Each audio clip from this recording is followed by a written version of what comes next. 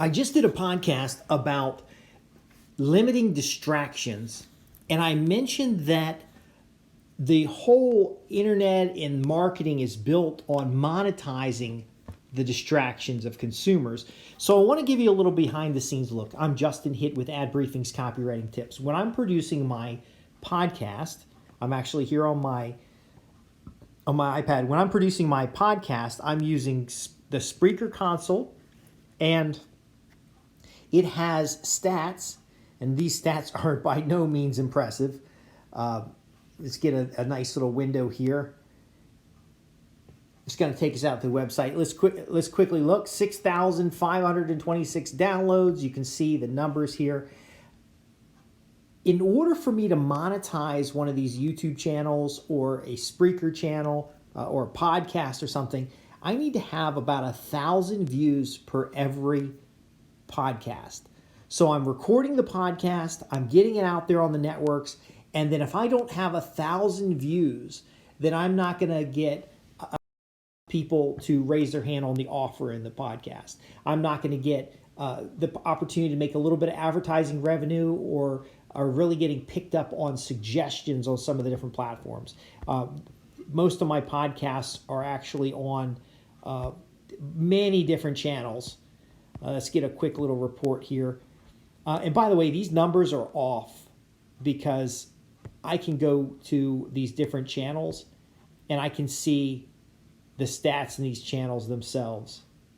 Let's go to sources. That's probably, okay, here we go. So our podcasts are on iHeartRadio, Apple Podcast, Podcast Addict, Spotify, Audible, lots of different channels.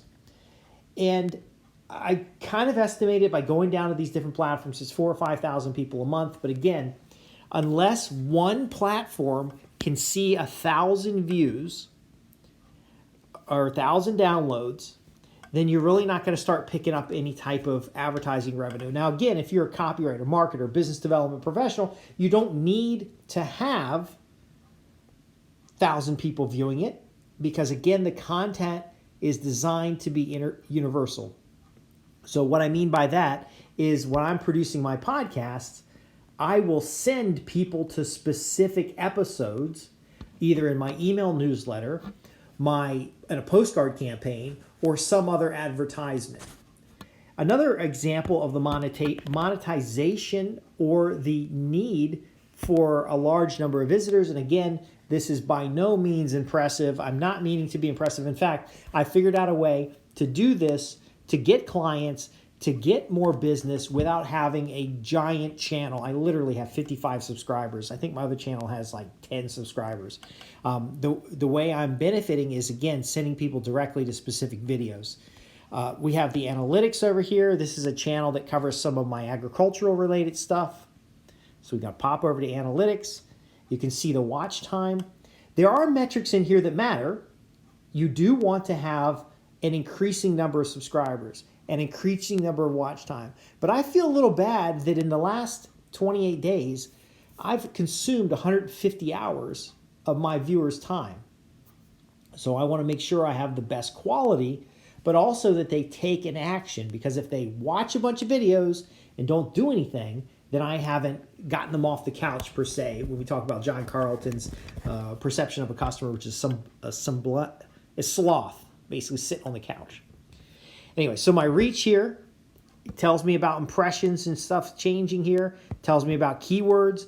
This detail is valuable because it narrows the topics to what topics get attention, but what it doesn't tell me is what topics turn into leads at my website. So the podcast, the YouTube channel, the BitChute, wherever I'm putting videos, or somebody on my team's putting videos, I'm gathering information about what's valuable on each of those platforms, but I need to know which of those convert into leads in order to then make an offer to someone who's a lead to get a client. So again, you don't need a large volume up front, but what you do need is some insight. So you can see here that my prosperous homestead's important. The top videos that suggest to my content, that's important because now I know where to put my advertisements. So I want to put my advertisements on here. So kitchen garden would be a good keyword. Raised bed growing would be a good keyword. Does this make sense? Now, when you start getting to 1,000 views per video or per content unit, you're going to start getting these useful insights such as returning visitors. I want to keep increasing that number. You can see best times of day. I don't really care about that because I'm going to publish whatever's convenient for me. And then, of course, the number of unique visitors. Now, here's what's important to me. I'm not talking to 18-year-olds. I have no interest in talking to people under age 18. So essentially, my demographic is 35 to 64. And you can see I'm hitting right on the mark there. Majority of my audience is male. I don't really care if it's male, female, or whatever. United States, I do want to pick up these top 5 should be all English-speaking countries, which they are, English-speaking countries. But I don't have a high volume outside the United States, so I want to be picking that up.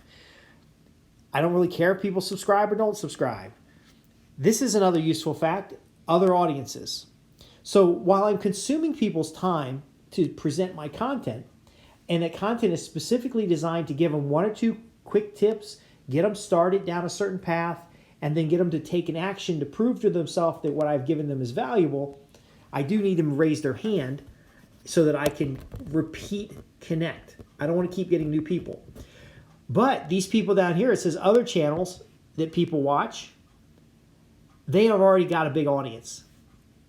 So I can actually advertise on those channels specifically for content that's relevant to that cross match. There's like a Venn diagram between what I'm creating, what the other person's creating, and that overlap, and I can start drawing off some of that audience.